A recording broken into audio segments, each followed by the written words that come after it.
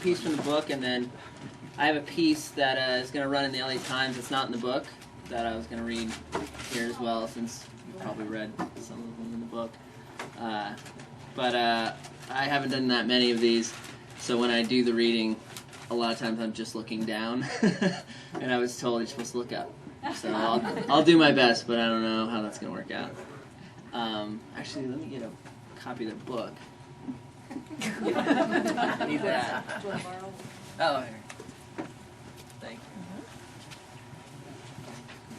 you.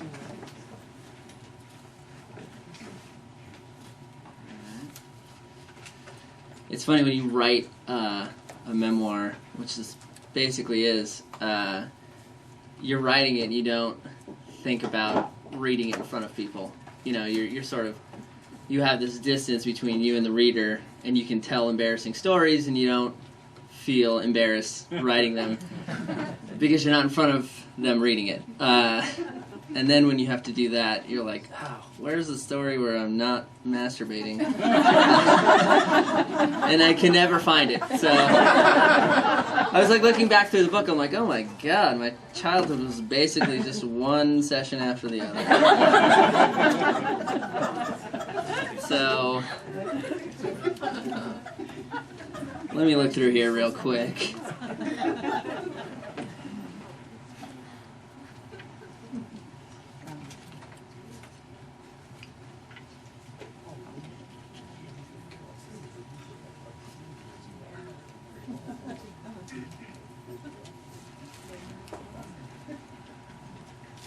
Since my mom is here tonight, I'm going to read one that involves her, just because it's a pretty famous family story. Just to preface this, my mom always has worked in the community with people who are stricken with poverty, and she does a lot of really great work, and she grew up poor, and so she always wanted to instill that in us. We were middle class and grew up in Point Loma, sort of the military area, and so that was always a really important thing for her to get across to my brothers and I. So this story is called "It's Important to Know the Value of a Dollar." The quote it starts out with is, "Let's just shut the fuck up and eat." Both of my parents grew up poor. My mom in an underprivileged Italian community on the outskirts of Los Angeles. Her mother and father both passed away before she turned 15, at which point she and her 5 siblings were split up between a few different relatives. And my dad on a farm in Kentucky, where he and his family worked as sharecroppers until he was 14, and his dad bought the farm.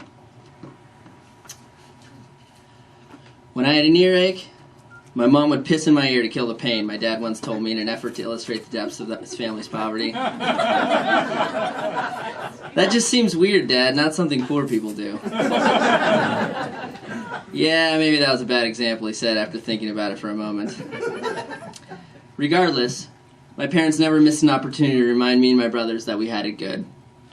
You prance around on your fucking skateboards and bikes like you're the goddamn Queen of England, he used to tell us when we spent our weekends goofing off with friends and neglecting our chores. Sometimes my parents worried that my brothers and I had it too easy, that we grow up not understanding the value of the dollar or how it feels to struggle. Even before my mom attended law school and began working in poverty law, she spent a lot of her free time volunteering in the poor communities of San Diego. She worked with parents on welfare and with homeless families, organized after-school programs, or helping them become self-sufficient to get off welfare.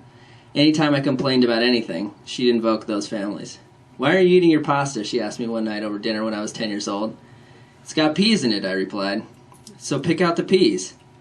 "Well, you know I don't like peas, but you put peas in it anyway. Why would you do that?" I whined. "Excuse me, you're treading on thin fucking ice, buddy," my dad barked, looking up from his plate. "That's your mother. You and she are not equals. Here's her," he said, putting his hand high above his head. "And here's you," he added, putting his other hand well below the table. "If she wants to serve only peas for the rest of fucking eternity, you will sit there every goddamn day and eat them and say thank you and ask for more." "Why would I ask for more if I hate them?" I said. My dad told me to leave the table and go to my room, or at least that's what I think he said, because he was screaming with a mouthful of peas. About a week later, my mom came home from her law school library a little later than usual to find my brother Evan and me sitting on the couch watching TV a few feet from our dad, who was leaning back in his recliner half asleep. She turned off the TV, rousing my dad, and told the three of us that she had an announcement. "We're going to eat when impoverished families eat," she proclaimed. "What does impoverished mean?" I whispered to Evan. "It means poor people or something," he said, worry lines spreading over his face like a spider web. Our mom went on to explain that she had visited the grocery store where some of the poor families she knew through her volunteering shopped with their food stamps. She described the food, how only some of it was expired, though all of it looked disgusting, and then capped off her anecdote with, "We're going to eat for a week, only the food I purchased from that store, with the same budget as they do." "Dad," I said, turning to him in desperation. "Dad thinks this is a great idea," my mom replied before he could answer. A couple of days later, our fridge and cupboards were stocked with the strangest looking foods I've ever seen. I remember thinking to myself, poor people eat a lot of stuff in cans. Many of the cans' labels listed some kind of meat, and underneath the name of the meat, in water. Ham in water, chicken in water, cubed beef in water. The bread came in a white plastic bag on which there were only 4 words, "White bread, fresh baked." "How is this fresh baked?" I asked Evan, holding a limp flowery slice in my hand. "I don't know, I guess at one point someone baked it and then it was fresh." At lunchtime on the first day of our new regime, I opened up the brown paper bag my mom had packed for me. The first item I pulled out was a foul combination of foodstuffs posing as a turkey sandwich. I held it up in front of me. The bread looked like 2 pieces of soggy sandpaper, and the turkey looked like it was made of whatever Larry King is made out of. Some kind of pasty white stringy flesh. "That looks fucking nasty," my friend Aaron said, staring at my sandwich like it was a mangled creature that had washed ashore after a tsunami. That afternoon I came home and marched right into Evan's room. I asked him if his lunch bag was filled with the same inedible stuff as mine. It was. We each had thrown out our sandwich and the strange carrot-like vegetables that came with it, and eaten only the block of white American cheese that completed the so-called meal. I wanted to revolt, but Evan has never been the revolutionary type, and I wasn't prepared to stage a unilateral rebellion. The only hope I had was that my dad was feeling similarly disgusted and would put an end to this madness. A few hours later, while we boys were hanging out in the living room before dinner, my mom presented us with that evening's menu. "Turkey soup," she announced, wearing an apron and holding a large spoon as strange smells emanated from the kitchen behind her.